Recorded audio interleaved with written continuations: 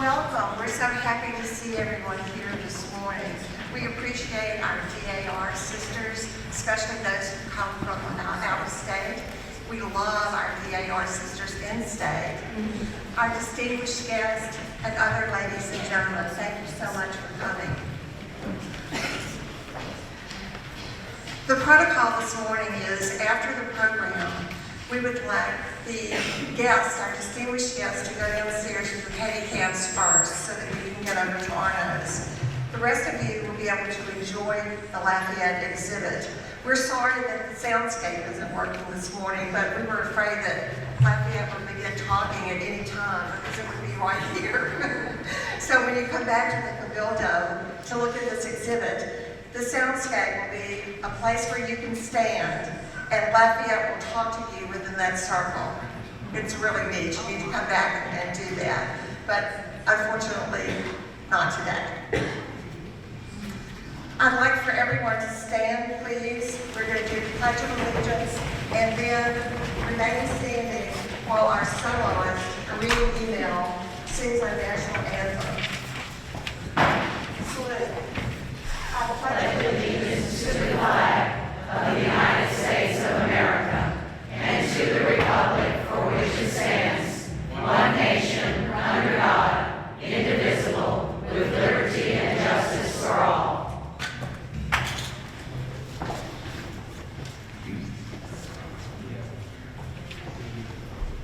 Oh, say, can you see?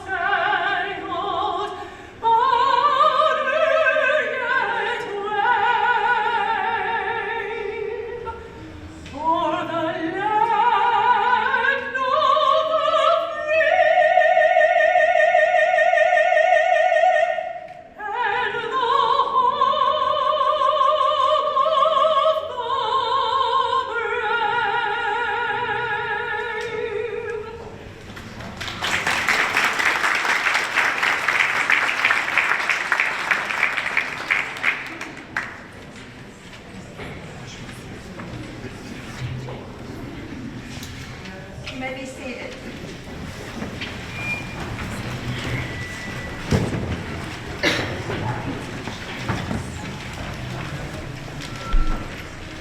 Again, welcome. The Spirit of 76 welcomes each of you with open arms and open hearts to its Lafayette dedication this morning.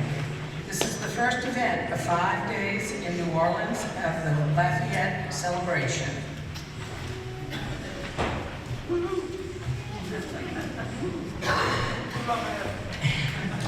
At age 67, the Marquis de Lafayette returned for a final time to the United States of America. That was in August 1824.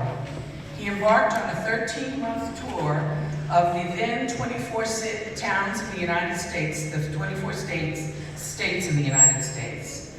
Lafayette's goals were to highlight and reinvigorate our revolutionary ideals, to revive an interest in and an appreciation for the revolution, its ideas, and all of its veterans. Many of his stops were for just one day, some a few hours. But to the city of New Orleans, he stayed 5 days. And why? Louisiana had been admitted into the Union in 1812. In 1825, there remained a great distrust among Americans in Louisiana, which had originally been colonized by the French, and many still spoke the language and held its customs. Upon his arrival, Lafayette was entertained, feted, and heralded by both the old French guard and the new Americans, spending his time equally between the two groups.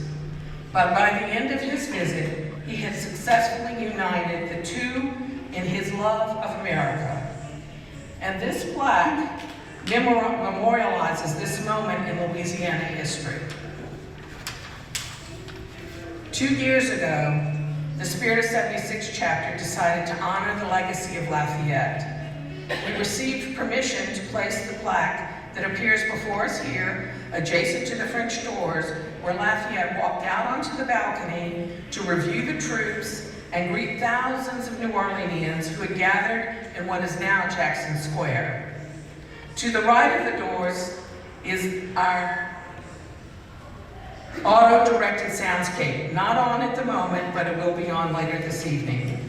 The visitor can hear the voice of Lafayette giving a speech, and just steps away over here is the Salle Capitular, where Lafayette lived during his stay in New Orleans. This area begins the Cabildo's Lafayette Bicentennial exhibit. Among our distinguished guests are the Consul General of France, the Honorable Rodolphe Sambou, the Senior Advisor to the Lieutenant Governor of Louisiana, Julio Guichard, and along our many national, state, and state DAR officers and guests from across the United States and France. The Spirit of 76 chapter commemorates the legacy of Lafayette, the last surviving Major General of the American Revolution. And as we remember the past, let us look forward to the future. This bicentennial is not only a tribute to our Lafayette, but a celebration of the deep and lasting bonds between our nations, built on a shared history and carried forward to the future. Thank you.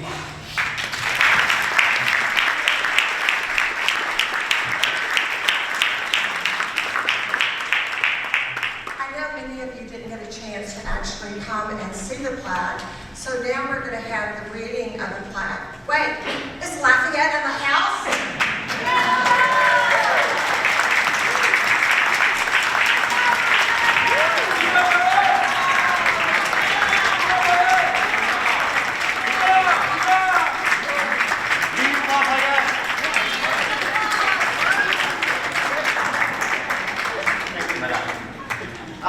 Please take your ease, my dear friends.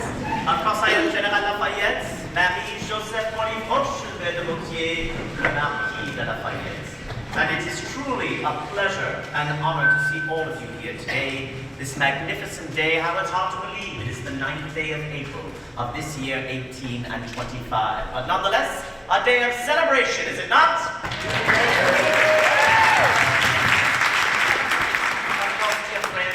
To turn back to America after 40 long years, and my first visit to this great city of Nouvelle Orleans and the great state of Louisiana.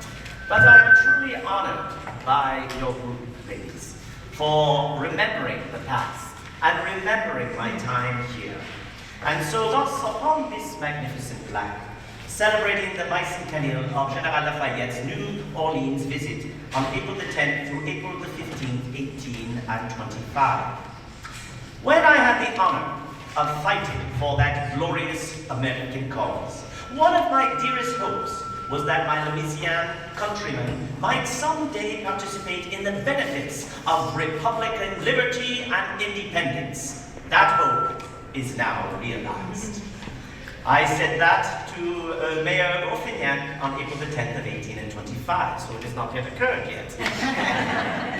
Gilbert de Moutier de Lafayette, the last surviving Major General of the American Revolution, visited New Orleans as part of his farewell tour in the United States, August 16, 1824, through September the 7th of 1825. At the invitation of President James Monroe and of Congress, an enthusiastic crowd greeted me at the Place d'Armes, now known as Jackson Square, where the Mayor Joseph Roffignac welcomed the 67 87-year-old hero beneath a massive arch constructed in his honor. Lafayette extended his stay in New Orleans was unusual, as most stops lasted no longer than 1 day. Officials housed Lafayette here, in the Cabildo, which served as a city hall, designating several rooms for his use. The Sala Capitula, or council room, was decorated as an elaborate drawing room where he received visitors, and upon his arrival, the General stood at the adjacent balcony and reviewed the procession of troops, including a group of about 100 Choctaw Indians. Among other activities during his stay, Lafayette visited the site of the Battle of Nouvelle-Orléans, met with veterans of that battle, including free men of color, attending a meeting of the Grand Lodge of Louisiane with his fellow Masons, and went to the theater nightly. Upon my departure, some 10,000 people lined the streets and the riverfront to bid me farewell as I boarded the steamboat Natchez for his next stop, Baton Rouge. Now, this is memorialized by the spirit of 76th Chapter National Society Daughters of the American Revolution, dedicated upon this day. Célébration du bicentenaire de la visite du général Lafayette à Nouvelle-Orléans du 15 avril 1825. Lorsque j'ai eu l'honneur de me battre pour cette glorieuse cause américaine, l'un de mes plus chers espoirs était mes compatriotes louisianais, puissent un jour participer au bénéfice de la liberté et de l'indépendance républicaine.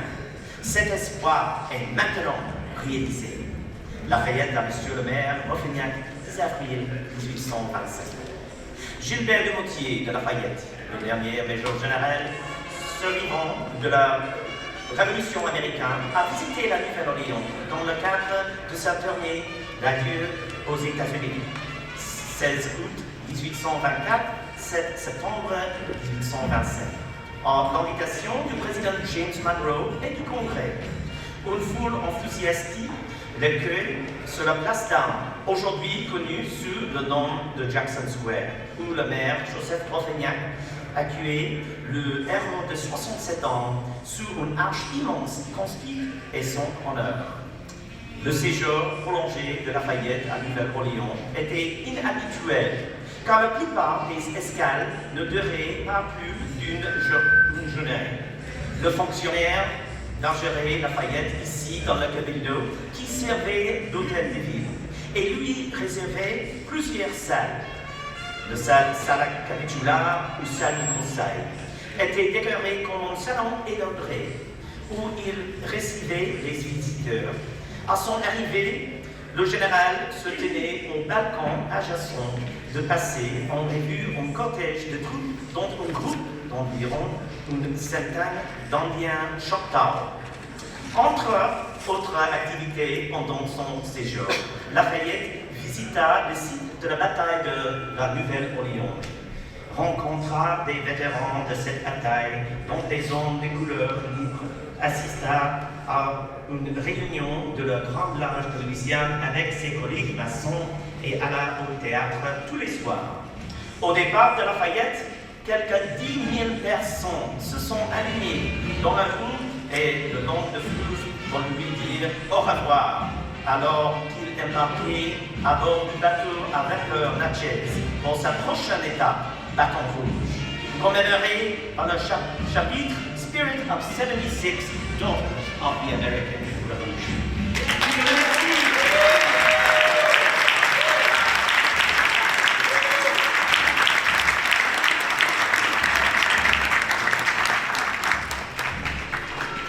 It's so wonderful to come to us today, isn't it? Would Father Edward Russ please come up? Father Russ will bless the plaque for us.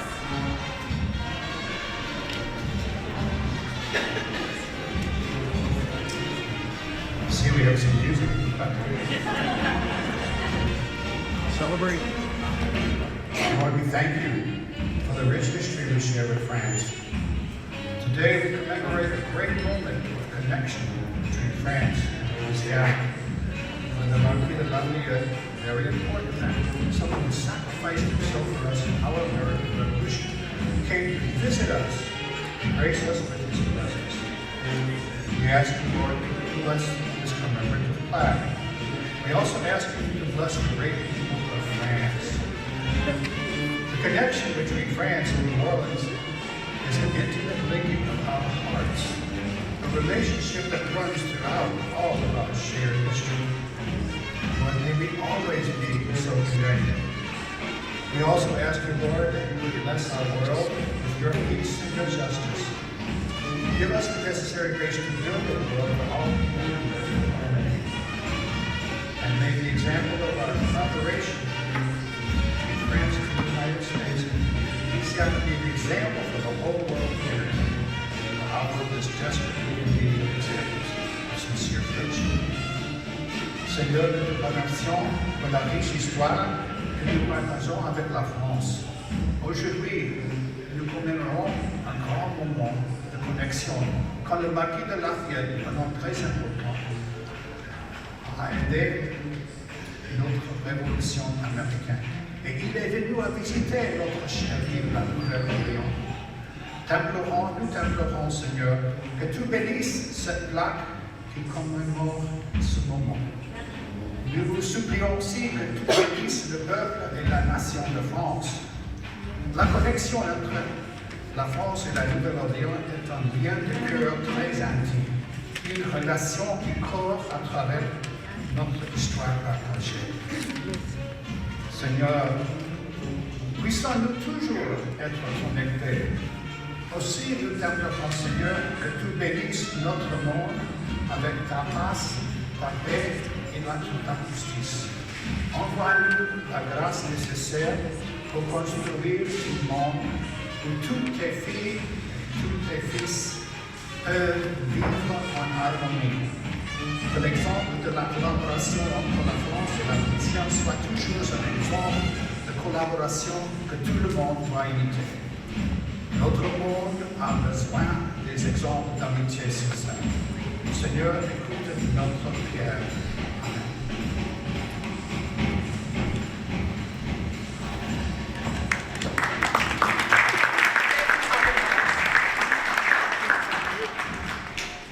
The governor did not be here today, but he sent a proclamation that Trudy will now read.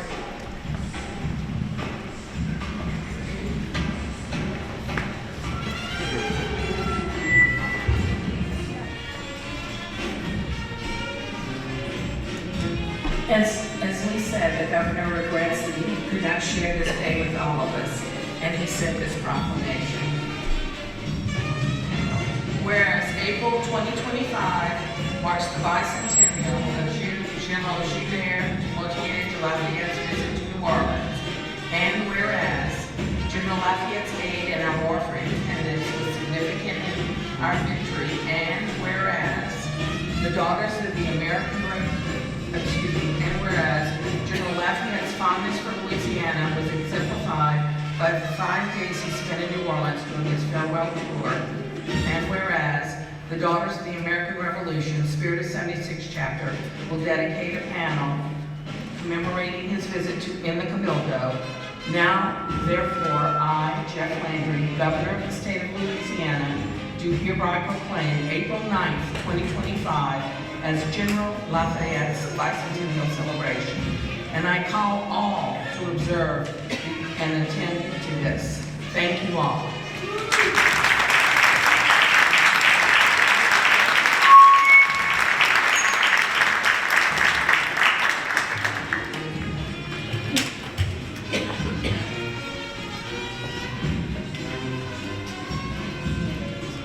I'll now ask the Honorable Rodolphe, Consul General of France in New Orleans, to bring greetings.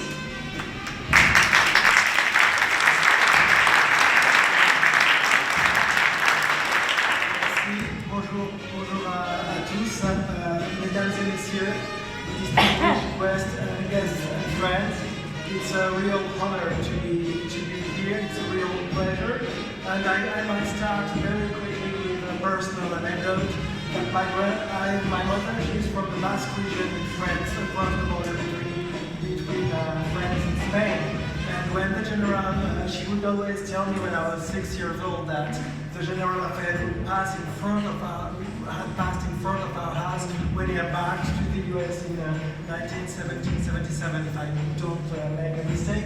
So it was always a mysterious person, and I'm very pleased and honored to be here today as a Consul General of France to talk about his wonderful visit and to stand in front of you in this iconic building in the heart of New Orleans in history to celebrate the unveiling of the plaque in tribute to the Marquis de Lafayette, heroes of two words, an eternal symbol of Franco-American friendship. 200 years ago, Lafayette stood right here on this balcony, welcomed by a city that saw in him not only a war hero, but a living link between France and the young American Republic. In April of 1825, New Orleans opened its arms to Lafayette with unmatched enthusiasm. Thousands gathered, parades filled the streets, music and speeches echoed through the city. His presence was a reminder of the ideals that had shaped a revolution and birthed a nation: liberty, human dignity, and the right of all people to self-determination. As a matter of fact, I cannot help but think of that day just 3 years ago when President Macron was welcomed so warmly by these very same people of New Orleans, right under these very same windows. That moment, like today, echoed the strength and warmth of a friendship that transcends time. What makes Lafayette so exceptional, what makes him resonate so deeply across centuries, is that he did not simply speak of these ideals. He lived them. At the age of 19, he left behind privilege, comfort, and his homeland to cross the Atlantic and fight for a cause he believed just, not for conquest, not for riches, but for freedom. He came not as a mercenary, but as a believer in humanism, in the universality of rights, in the power of alliance. His commitments to the American cause helped forge a bond between our nations that has endured every trial, 2 world wars, moments of doubt, and the test of time. And Lafayette knew that memory alone is not enough. In 1824-25, the tour of the United States was more than a farewell. It was a civic mission. He traveled through the 24 states to remind the American people, especially the young generation, of the founding values of their nations and of the friends who had stood by them when the stakes were the highest. He wanted to strengthen national unity and ensure that the ideal of 1777 were not forgotten. Those ideals, such as the French motto, liberté, égalité, fraternité, remain fragile. In our uncertain times, when democracy are being tested and fundamental rights questions, Lafayette's example urges not to take them for granted. They must be protected, taught, and carried forward. That is why today's commemoration matters so deeply. The unveiling of this plaque and the immersive soundscapes that now brings Lafayette words to life for visitors is not merely about the past. It is an invitation to reflection and a call to action.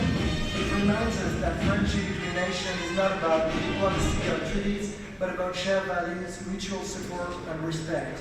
The friendship between France and the United States, born in the trenches of the Revolution, has grown stronger with every generation.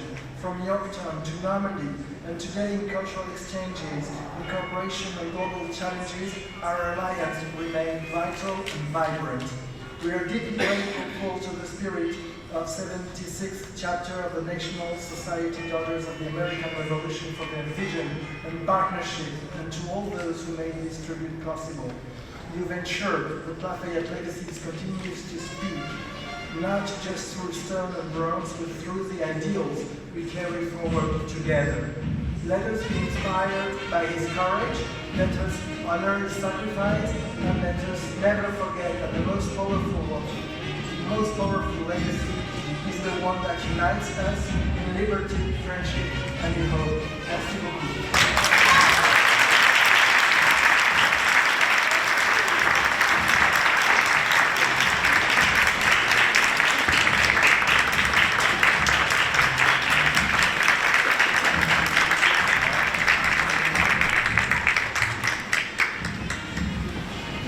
like to invite our National Historian General, Suzanne Pleasant, to bring greetings.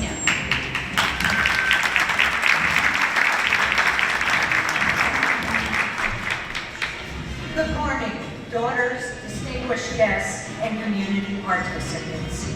We are gathered here today in a place where history continues to be told. Reflecting upon history in its simplest sense is storytelling. The Cabildo has many stories to be told. Not just the story of the great New Orleans fire of 1788. This story is of honor, celebration, and remembrance of a man of great strength, courage, and morals. A man whose vision for a young nation focused on virtue, integrity, and a peaceful liberty. That man is Gilbert de Monterrey, Marquis de Lafayette. Major General Lafayette's devotion to assisting the colonies and Louisiana in defending and maintaining freedom, liberty, and independence as a 50-year-old nation is acknowledged through this National Society, Daughters of the American Revolution, historic and commemorative marker. Today, the DAR is the largest non-political women's service organization in the world, with the mission of historic preservation, education, and patriotism. So it seems fitting that the National Society be deeply entwined in celebrating the bicentennial of General Lafayette's farewell tour, 1824 to 1825. Historic preservation has been at the heart of DAR's work since our society's founding in 1890. It is, in fact, the mission of the Historian General. The goal to ensure every marker bearing the DAR name is historically accurate. The Office of the Historian General is tasked with that oversight and approval process. Therefore, advance permission must be obtained from the Historian General to place a DAR historic and commemorative marker. It is truly a pleasure for this office, or it was truly a pleasure, to have the opportunity to review and approve the application and the installation of this marker here at the Cabildo, where Lafayette resided during his extended stay. The significance of the National Historic Landmark, the Cabildo, cannot be overstated. Today's dedication is instrumental in the bicentennial commemoration of Lafayette's triumphant farewell tour. It solidifies the placement of this marker here and across 23 other states. Let us be resolute in our service, dedication, and commitment as we commemorate this marker to raise awareness of those who made up our history, their service and sacrifice, to raise visibility of who those individuals are, to stir enthusiasm for all that they have or will continue to accomplish in maintaining our liberty, independence, and generate interest in preserving that history and promoting that legacy of service. It is my optimism that decades from now, young Americans will visit this location, reach out and touch this marker, and learn the stories of the Marquis de Lafayette, the Cabildo, and New Orleans. Learn about people they never met. Learn about those who forged independence, fought for liberties they never knew of. And in that moment of understanding, of gratitude, and of grace, Lafayette's and others' legacy will endure. Let's continue to encourage all Americans to be inquisitive and adventurous as they learn stories about those who gave everything for the call of freedom, liberty, equality, and independence. Their courage created a nation built on a universal claim to human dignity, on the proposition that every man, woman, and child had a right to a future of freedom. Part of commemorating Lafayette's farewell tour is connecting to the past to stimulate and inform the future. The people and communities that make up America are many and varied, and so are our histories. Today, we honor and remember the Marquis de Lafayette. As Franklin D. Roosevelt stated in his address on the 100th anniversary of Lafayette's passing, he quotes, "In this threefold role of friendship, we, the people of this nation, have enshrined him in our hearts. And today we cherish his memory that of any citizen of a foreign country. It is one of our nation's perilous heroes that we hail him, just as his beloved France enshrined him in the pantheon of her immortal sons." In closing, my hope is that our shared experiences of General Lafayette as a military figure and as an individual will enable individuals across this great nation to embody what it means to be an American, that it will ignite imaginations, elevate our diverse stories, motivate service in our communities, and demonstrate the lasting durability of the great American project. May God bless each of you, and may God bless these United States of America.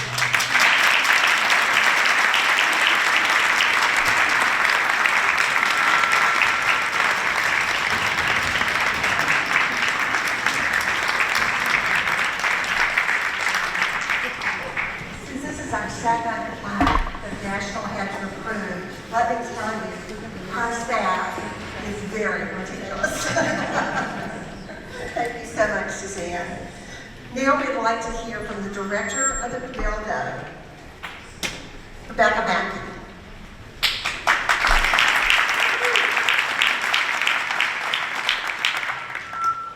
Thank you, and thank you all for joining us here today. I think this is a very special event. And as was mentioned earlier, this is our official kickoff for the state of Louisiana for the America 250 celebration. So we are very excited to be able to take that part in the state's celebration of our nation. We're also very honored to join with the Daughters of the American Revolution in recognizing the significant contributions of General Lafayette towards democracy on two continents. His aid in fighting for American independence is marked in history, and we're dedicated to telling that story. There are many rich stories that we share in this exhibit. Bicentennial Lafayette.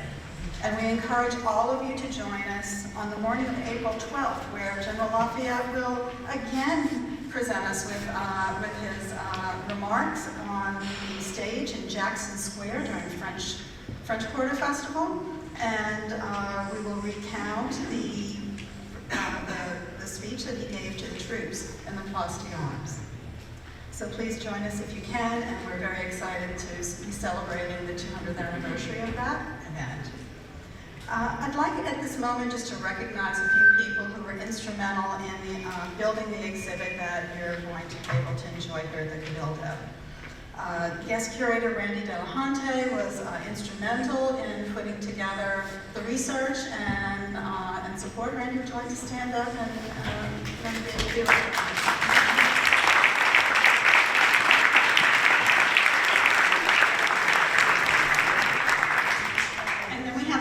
Throughout that I can see in the audience, Stephen McClansky, our manager over the project, Patrick Burns and his curatorial team. We have Maria Bennett, Karen Leatham, a slew of carpenters that helped to build the structures that you'll see that host the interpretive panels.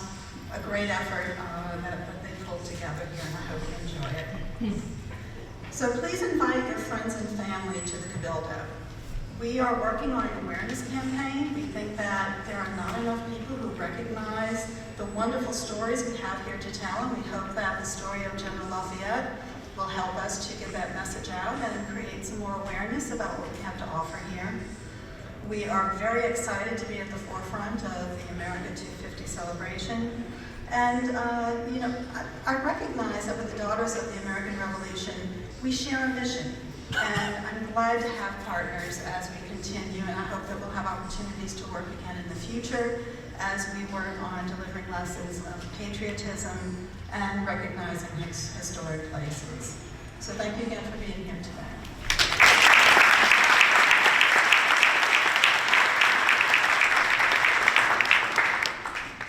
And let me thank you again and your wonderful staff that I see back there. Thank you so much. You were so instrumental in helping us get this plaque and the other exhibit. Now will you all stand while a